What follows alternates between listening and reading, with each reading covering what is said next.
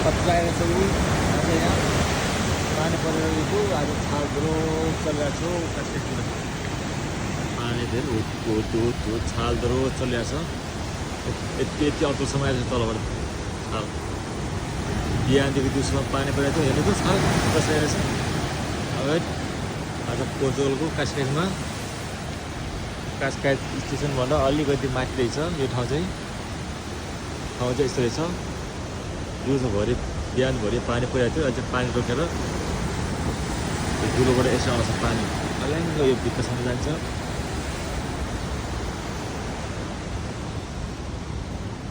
अब त्यो मान्छे आएको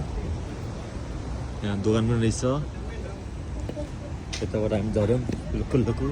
यहाँ ढुक्कुरहरू चराएर छ यहाँ हो बुढी यहाँ एक्लै भिडियो बनाएछ हेरौँ के भिडियो बनाएछ सुटुक्क म खिच्छु उसको भनौँ त्यसले पनि छालको बनाएछ अहिले अलिअलि घाम लाग्न सुरु भयो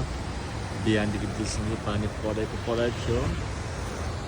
अब कोही छैन आफू पनि भिडियो फोटो बनाउनु भयो होइन त्यही भएर दायाँ बायाँ अगाडि आफै एक्लैले भिडियो खिच्ने मान्छे नभए आफै यस्तै हो हालत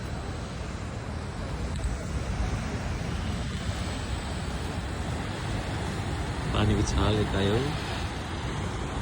प्रायः यहाँ खोज रहेछ पानी यहीसम्म रहेछ